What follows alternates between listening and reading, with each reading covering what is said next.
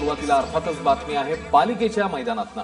रणमैदान खरं म्हणजे म्हटलं पाहिजे, कारण आता अवघे काही दिवस उरलेले आहेत. मनसेच्या युतीचा प्रस्ताव इकडे शिवसेनेने झिडकारलाय आणि आता राज ठाकरे उद्या पहिल्यांदा बोलणार आहेत. दादरमधील शिवाजी मंदिरमध्ये उद्या मनसेच्या कार्यकर्त्यांचा मेळावा होतोय. त्याच्यामध्ये राज ठाकरे युतीबद्दलची भूमिका आणि नेमके काय गोष्टी झाल्या गेल्या काही दिवसांमध्ये घडामोडी झाल्या हे मांडू शकतात. योगेश माने आपल्या सोबत आहेत. योगेश, उद्या मेळावा होतोय, सगळ्यांचं लक्ष आहे.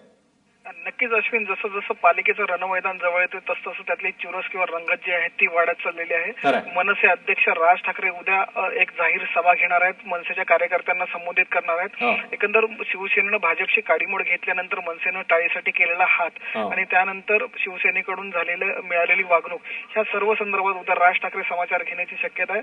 आणि पुन्हा एकदा कार्यकर्त्यांमध्ये निवडणुकीच्या पार्श्वभूमीवरती जोश भरतील असं म्हटलं जात आहे.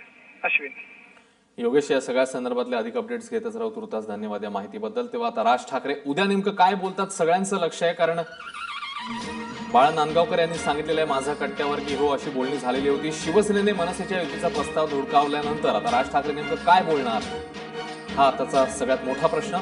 मनसेने सातत्यात होणारी गळती रोखण्याकरता राज ठाकरे आता नेमकी काय पावलं उचलतायत याकडे देखील लक्ष, कारण आपण बघतोय की नाशिक सारख्या ठिकाणी जिकडे मनसेची सत्ता होती तिकडे देखील त्यांना गळती लागली आहे. निवडणुकांच्या तोंडावर कार्यकर्त्यांमध्ये उत्साह यावा यासाठी नेमके राज ठाकरे काय पावलं उचलतायत, त्याकरता ते कोणते मुद्दे मांडतायत याकडे देखील सगळ्यांचं लक्ष असणार आहे.